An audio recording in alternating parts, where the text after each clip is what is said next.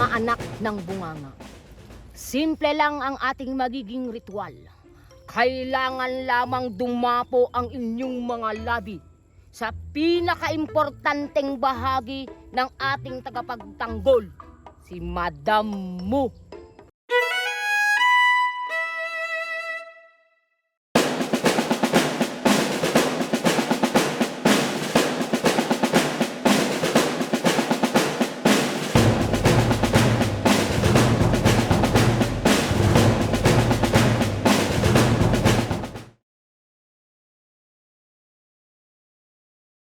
Mas mabisa kung lumapat ang inyong mga bunganga at ito ay mas mapuwersa. Ano daw? As in? Doon talaga? Oo, ayon sa mga matatanda, ang sino mang tao na lumapat ang bibig sa pudengdeng ng baka ay mabibigyan ng isang kapangyarihang magsalita na walang preno. Animoy parang radyo na sira ang kanyang volume. Paano kung hindi ko kayang hawakan yung kwan ng baka? I'm so scared. Hindi pwede. Mawawalan ng saysay ang lahat. Mamawalan ng bisa. Hindi ka magiging legit na miyembro ng UFC kung hindi mo gagawin yun. Pakiramdam ko, magiging tomboy ako. It's lesbianism.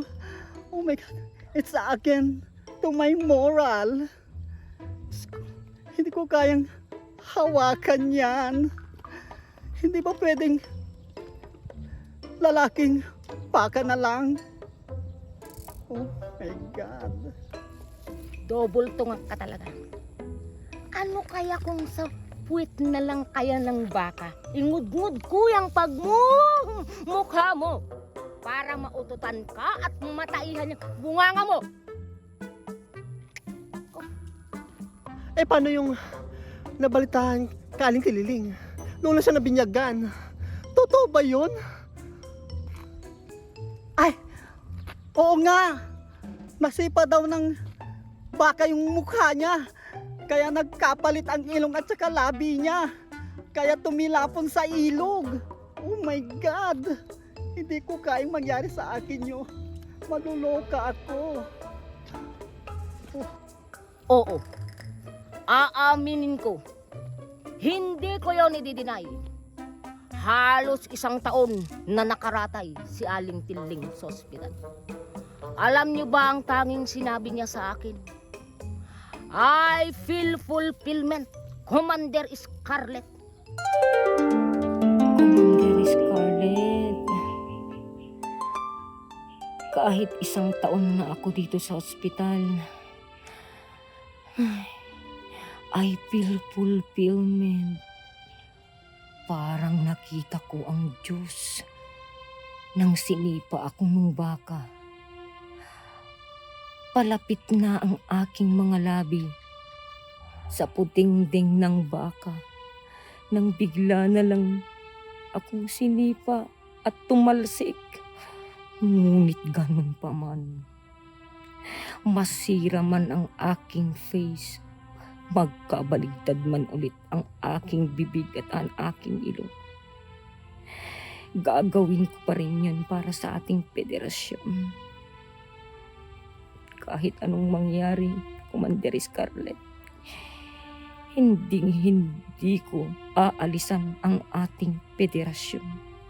Uulit-ulitin ko pa din, masipa man ako ulit, kahit maging 2 taon pa man. I love you, Commander Scarlet. Pa naman to.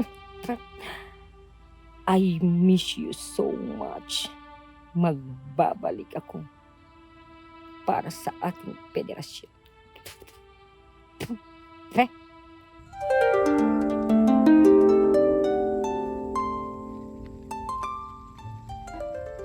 Saan na nga ba tayo?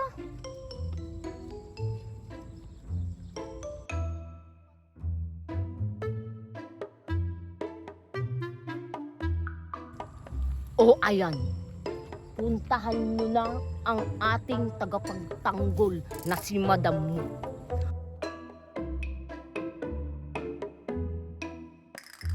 At inyong sibasibin ang kanyang pudengdeng.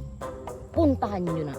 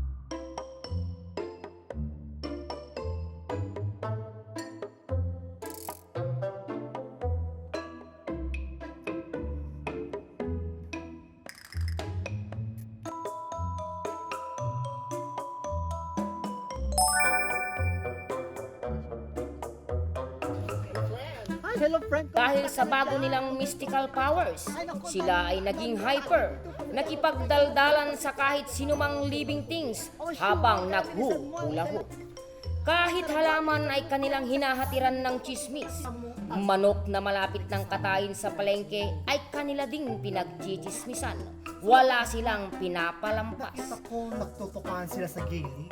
Ngayon ay nangangamba ang koloni ng mga anay at mga langgam. Baka pati sila ay madamay sa kadaldalan ng United Federation of Chism. Ramdam nila ang powers ng mga ito, pati ang mga hideout ng mga daga. Mapadagang bukid o dagang city ay nag-aalala na rin na baka sila ay madamay ng chismis. Sensitive pa naman ang damdamin nila. Gusto lang nila ng peaceful na pamumuhay, ang manginain lamang sa mga basurahan at tumikim ng tira-tira. Hi, hello friend. Kumusta ka na dyan? Kaya ayun, patuloy na nagdadaldal sina Georgette Agkisiw at Carol Ulbod. 24/7, walang pahinga, walang tulog. Kahit paulit-ulit na lang ang sinasabi nila dahil walang laman ang kanilang utak kundi chismis. Asay pa, as nagkikwento ka nila ng umbre na dax daw siya. Halos umiyak ka, pero umiyak pa yung Para ganap na mahasa ang kanilang bibig, umigkas ang mga bungangang bad breath. Ganap na tumalim ang kanilang mga dila. Kaya humanda kayong mga epal. Narito na ang mga chismosa ng Baryo Tungaong. Oh sure, kaya bilisan mo. Halika na dito. Andito na silang lahat. Ano kaya ang mangyayari? Makakapasa kaya ang dalawang haliparot sa Board of Higher Chismis Court? Malalampasan kaya nila ang mga training na itinalaga para sila ay maging ganap na full-fledged na chismosa? Asan ka lang ba? Bilisan mo friend kasi ang dami nila. Dumami pa kaya ang member nilang mga chismosa? Abangan ng susunod pa nilang mga training dito lang sa United Federation of Chism. Pabuletsky.